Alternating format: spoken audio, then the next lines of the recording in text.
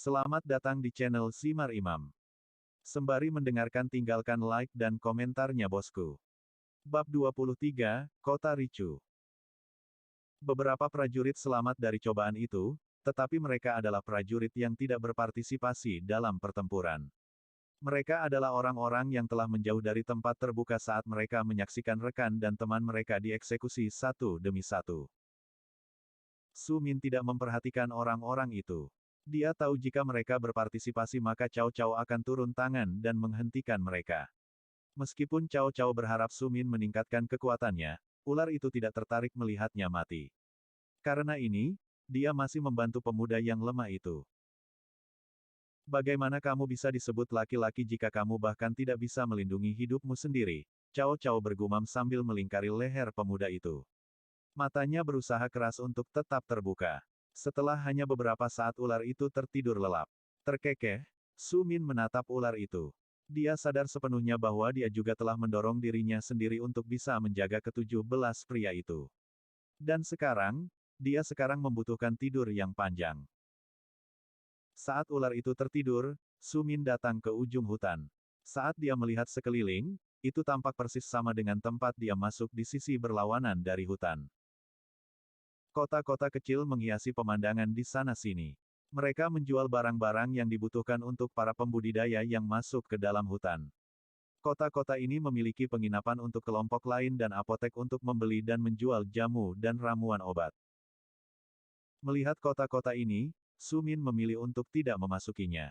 Para pejuang di dalam hutan kemungkinan besar akan memberitahu atasan mereka tentang arah mana yang dia ambil. Sangat mungkin bahwa dia akan diserang saat dia memasuki kota. Sebaliknya, Su Min meninggalkan daerah sekitar hutan dan memutuskan untuk tidak mengikuti jalan standar dalam perjalanannya menuju kota besar. Tidak ada kota dalam jangkauan pandang.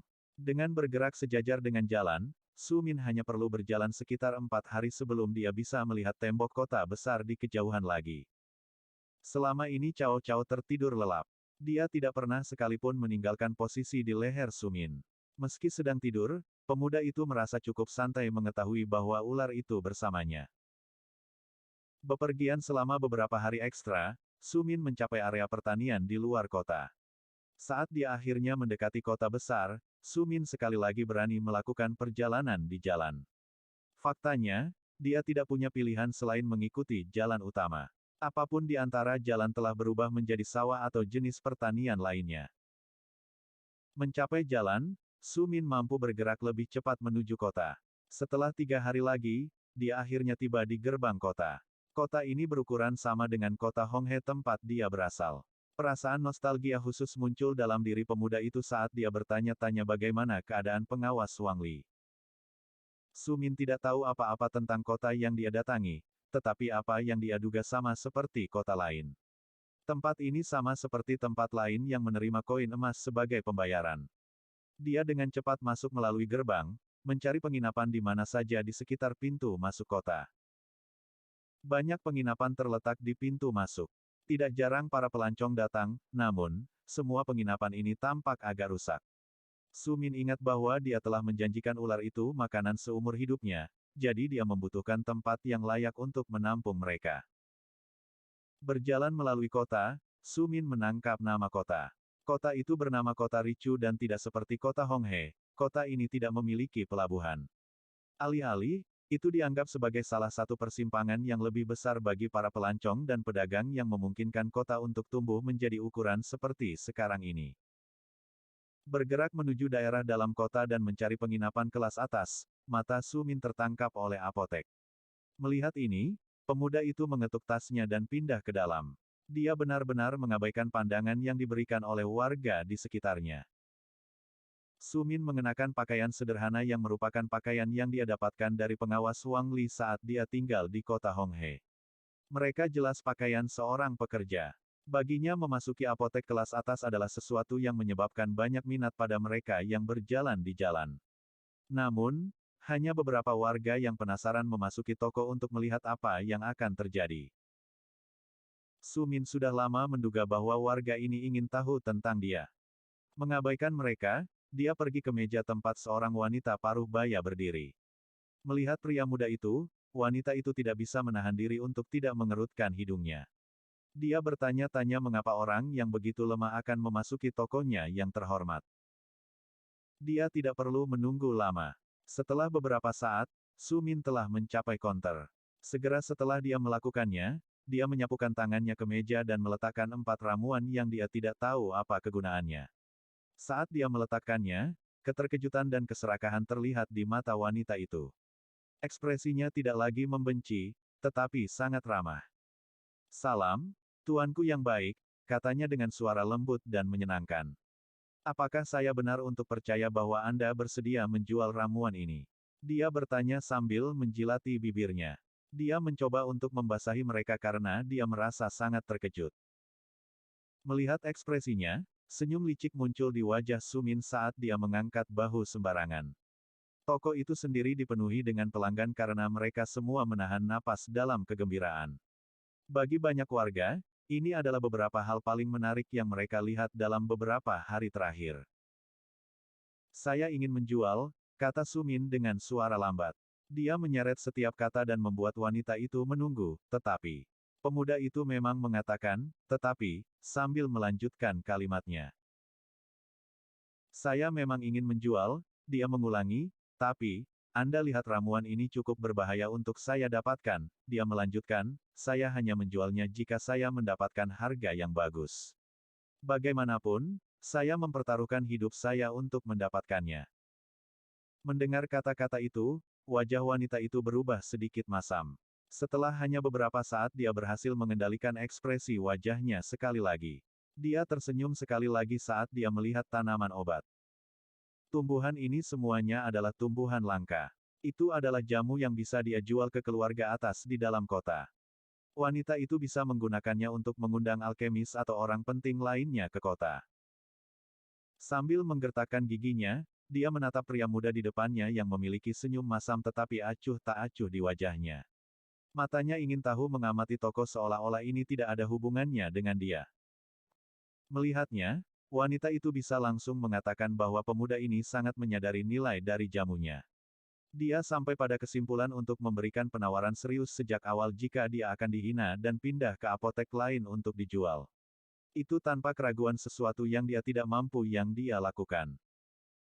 Melihat ramuan di atas meja, dia mengambil satu dan meletakkannya jauh dari yang lain.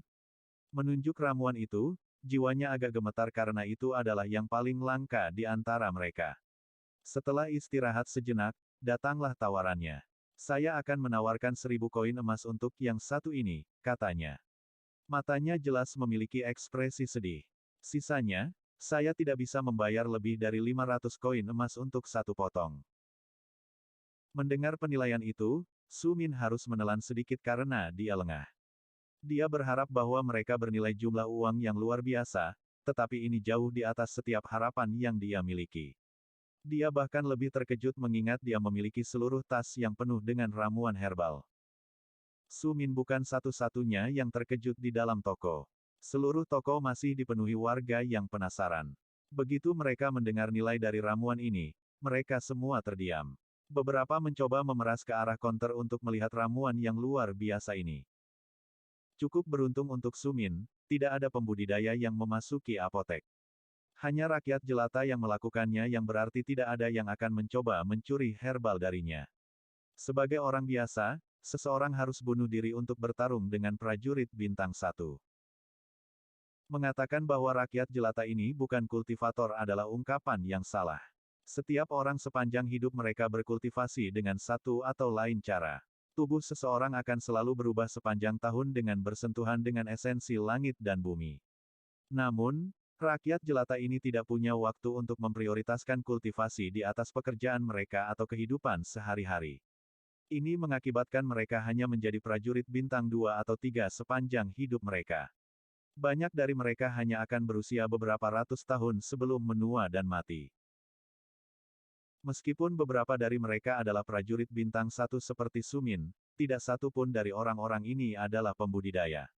Tak satu pun dari mereka tahu tentang seni bela diri acak juga tidak tahu tentang bagaimana menggunakan kekuatan mereka. Mempertimbangkan ini, tidak ada yang ingin berpartisipasi dalam pertempuran melawan seorang kultivator sejati. Su Min masih sedikit ragu-ragu. Alasan dia ragu-ragu bukan karena dia tidak senang dengan harganya, melainkan karena dia benar-benar heran karenanya. Namun, wanita itu tidak mengetahuinya. Setelah berdeham sekali, dia mengertakkan gigi dan berbicara sekali lagi. 1100 adalah harga tertinggi yang bisa saya bayar untuk ramuan ini, katanya. Hatinya berdarah memikirkan semua koin emas yang harus dia belanjakan. Pada saat yang sama, itu pasti sepadan. Ramuan itu dikenal sebagai bunga matahari kerinduan. Itu adalah bunga yang hanya tumbuh di area terpadat di hutan di mana sinar matahari tidak akan pernah mencapainya. Di sisi lain, kelopaknya tampak seperti matahari kecil. Semakin tinggi batangnya, semakin tua usianya.